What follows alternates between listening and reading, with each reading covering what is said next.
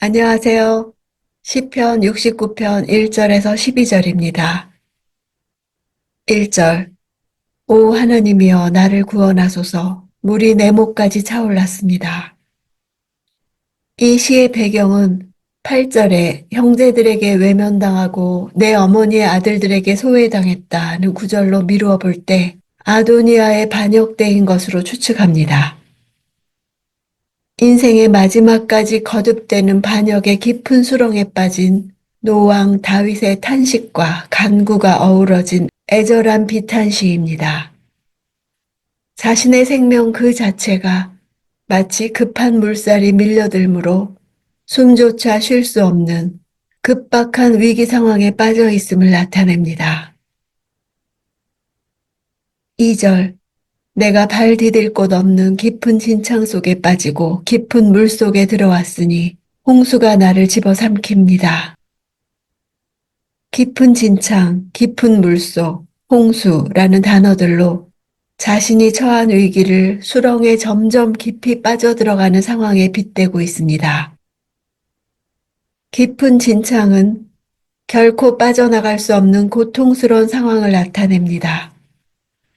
발 디딜 곳 없다는 표현을 통해 자신이 그 누구도 의지할 수 없는 혈혈단신의 처량한 신세에 처해 있음을 보여줍니다.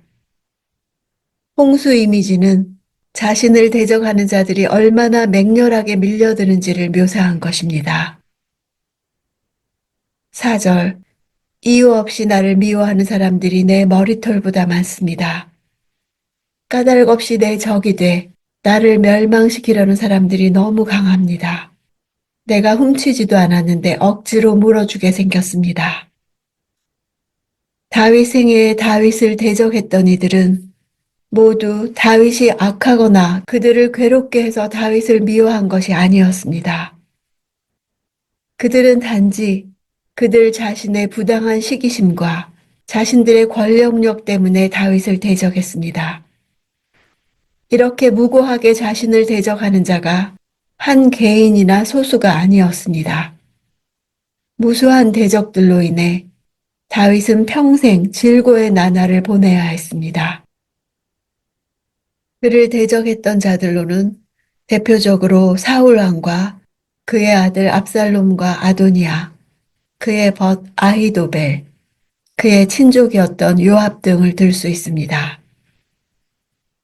69편은 그리스도의 순환과 그리스도를 박해한 자들을 보응할 것에 대한 예언입니다. 요한복음 15장 25절에는 그러나 이것은 그들의 율법에 기록된 것을 이루려는 것이다. 그들이 아무 이유 없이 나를 미워했다.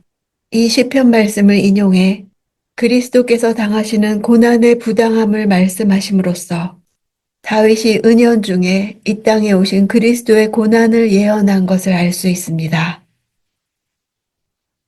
6절. 오 만군의 주 여호와여, 주를 기다리는 사람들이 나 때문에 망신을 당하지 않게 하소서. 오 이스라엘의 하나님이여, 주를 찾는 사람들이 나 때문에 수치를 당하지 않게 하소서. 나 때문에란 앞절에서 말한 바 자기의 어리석음을 염두에 둔 것입니다. 자신의 책임을 부인하지 않습니다. 자신의 부족함 때문에 하나님의 백성들이 신앙이 혼란케 되는 것을 말하는 것입니다. 즉 하나님의 종이 불의하게 모욕을 받는다면 하나님의 백성은 어떻게 될 것인가? 하나님 앞에 의를 지키며 살아가는 자신이 지금과 같이 대적들로 인해 무고히 수치를 당할 때 이 상황을 바라보는 이들의 소망이나 믿음이 흔들릴 것을 말합니다. 7절. 내가 주를 위해 곤욕을 참아내려니 내 얼굴이 수치로 덮였습니다.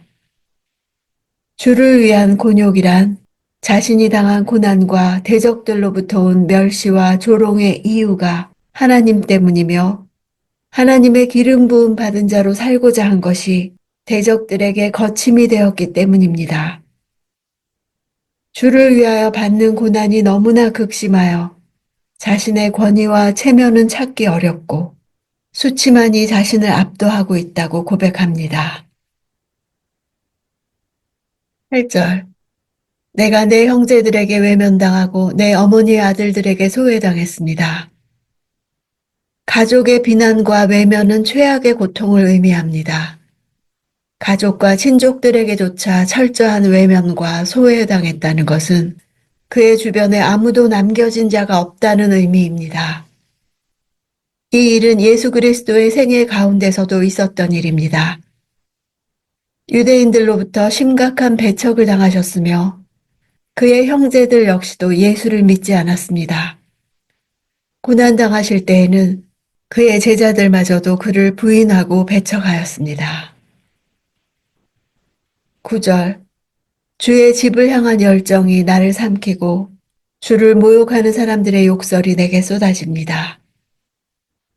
주의 집이란 이스라엘을 말합니다. 하나님의 백성들을 하나님의 뜻에 맞도록 거룩하게 하려는 다윗의 노력을 나타냅니다.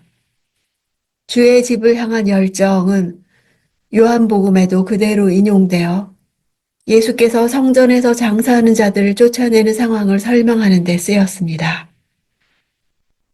바울은 로마서에서 주를 모욕하는 사람들의 욕설이 쏟아진다는 말씀을 인용하면서 신앙적 열정으로 인해 세상의 핍박과 환난이 닥친다 하더라도 그 열정을 포기하지 말라고 권했습니다. 10절. 내가 울며 금식한 것이 오히려 내게 욕이 됐습니다. 부당한 고난에 대하여 대적들을 대항하기보다 하나님께 나아가 금식한 것이 오히려 비난과 멸시를 받음이 되었습니다. 12절.